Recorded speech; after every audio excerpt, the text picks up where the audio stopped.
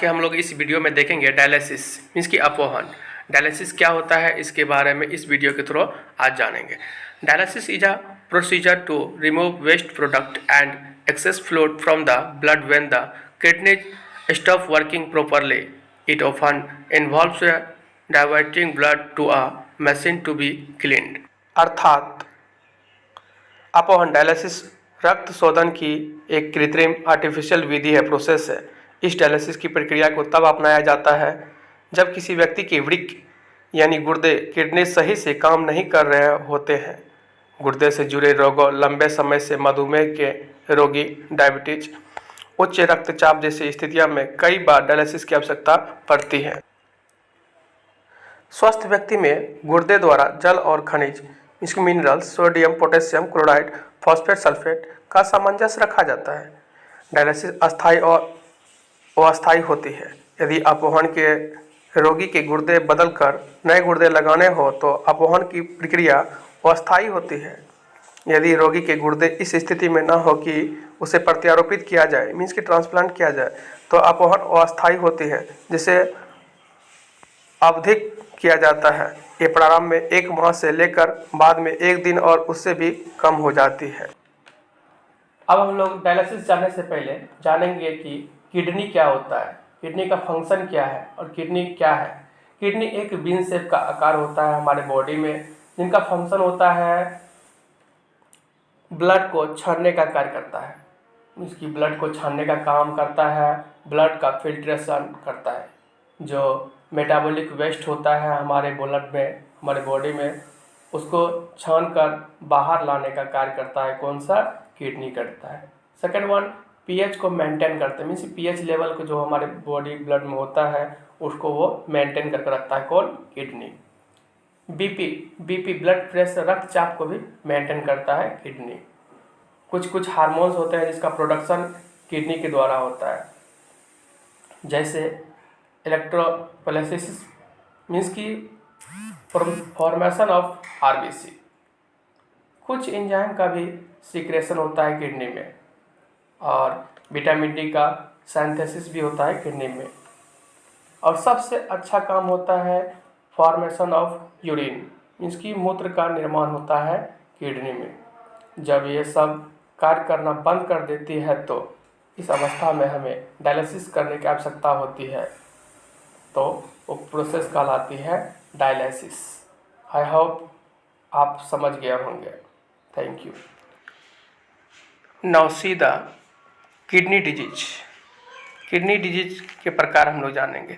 There are 2 types of kidney disease. First one AKD and second one CKD। First one AKD, acute kidney disease, जो अचानक से खराब हो जाए। जब अचानक से पता चले कि हमारी किडनी फिल्ट्रेशन, वो जो हमारे फंक्शन जो पिछली स्लाइड में देखा वो बंद कर दे, वो कम हो जाए, तो हम लोग उसको एक्यूट किडनी डिजीज बोलते हैं, जिसका कॉज होता है हैवी ब्लीडिंग। इसकी रोड ट्रैफिक एक्सीडेंट में हैवी ब्लीड होता है। डिहाइड्रेशन, इसकी lack of fluid in body, पानी का कमी हो जाना शरीर में, वाटर का। प्रोस्टेट ग्लैंड ट्यूमर्स, जो प्रोस्टेट ट्यूमर में रूप ले ले। और दूसरा होता है CKD, क्रोनिक किडनी डिजीज, जब हमारी किडनी धीरे धीरे खराब होती है, लगभग 1 से 2 साल लग जाते हैं, तब हमें सिम्टम्स दिखने लगते हैं, लक्षण दिखने लगते हैं, तब लगता है हमारी किडनी खराब हो गई है, जिसका कॉज होता है STN, हाइपरटेंशन, डायबिटीज, इसकी शुगर लेवल मात्रा बढ़ जाना, UTI, urinary tract infection, medication, जब ज़्यादा हम लोग मेडिकेशन यूज करते हैं तब। किडनी हमारे ब्लड को 125 ml पर मिनट और 180 लीटर पर डे छानने का कार्य करती है। जब किडनी अपना काम 10 से 15% से कम हो जाता है तो इसे ESRD मीन्स की and stage of kidney disease कहते हैं। इस तरह से हम लोगों ने देखा डायलिसिस क्या होता है। उसके बाद हम लोगों ने देखा किडनी का शेप, फंक्शन क्या होता है, कितने प्रकार की किडनी डिजीज हो सकते हैं।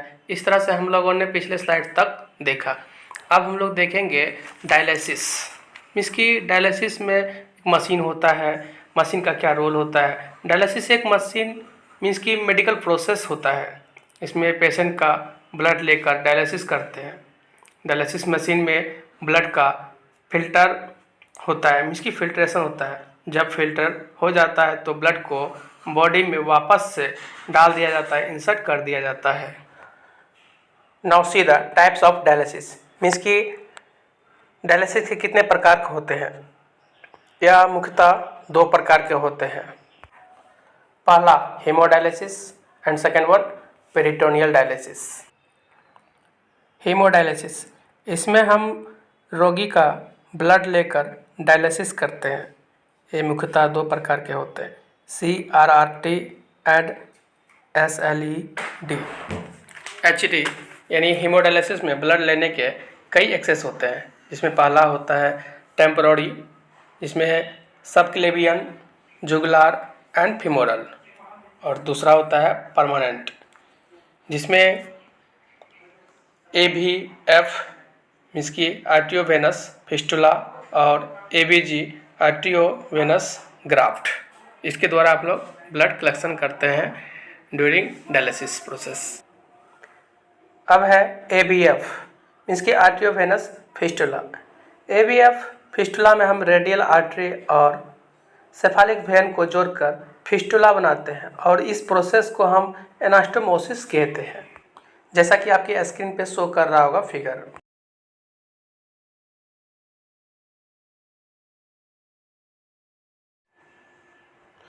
अब हम लोग दूसरा देखेंगे permanent access of blood collection में AVG मीन्स की आर्टियोवेनस ग्राफ्ट या AV शंट।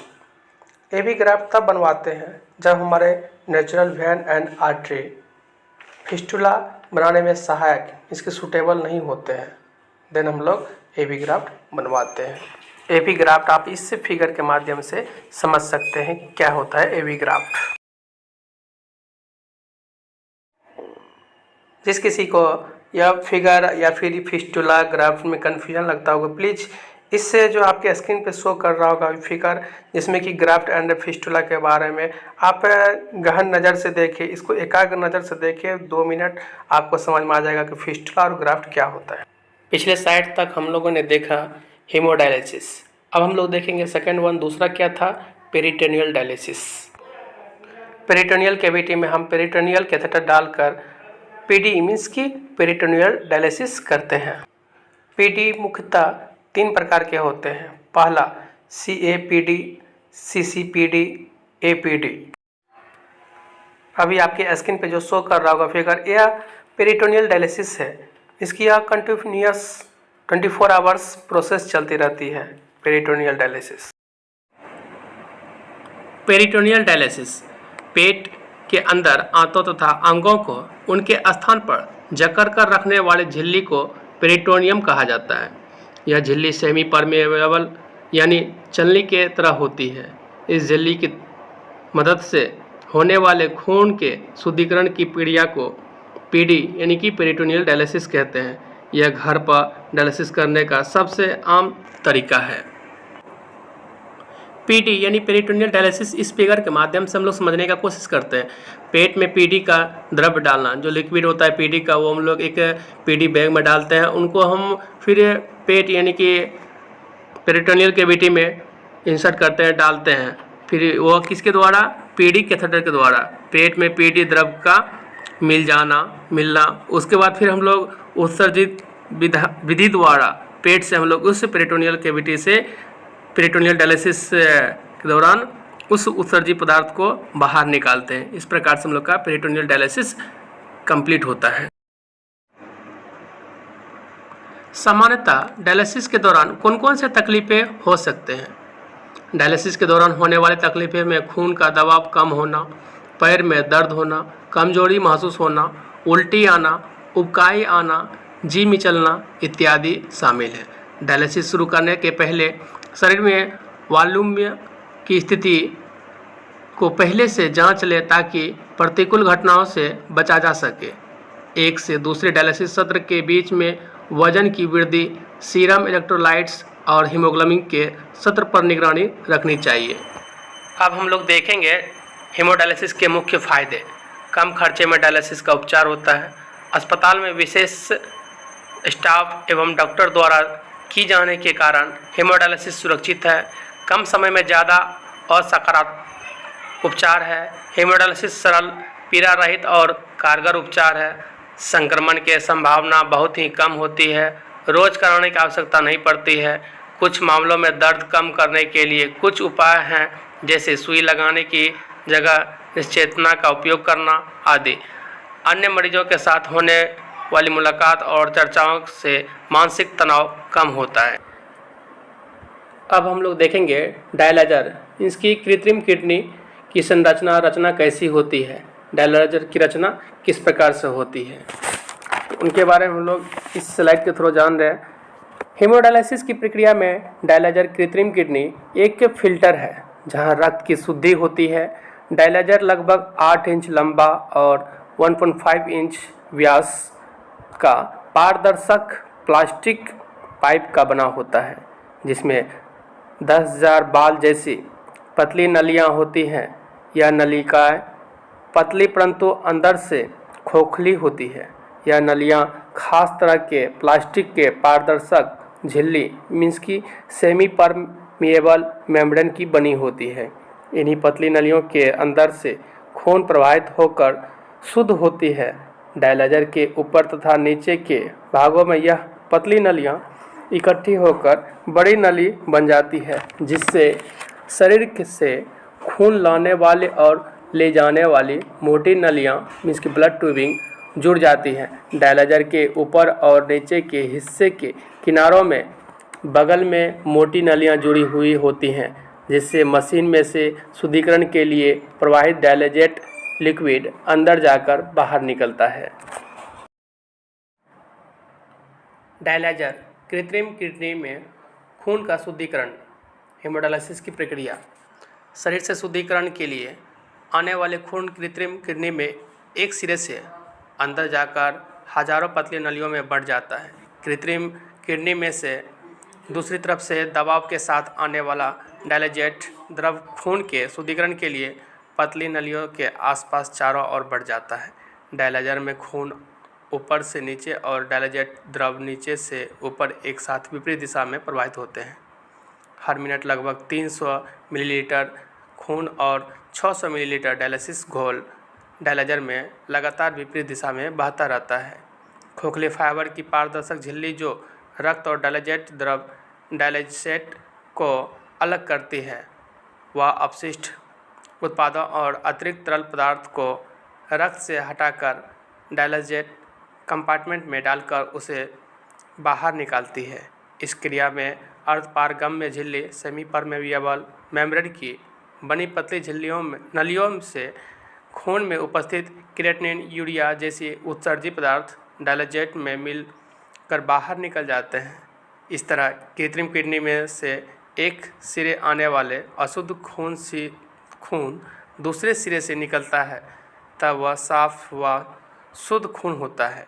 डायलिसिस की प्रक्रिया में शरीर का पूरा खून लगभग 12 बार शुद्ध होता है।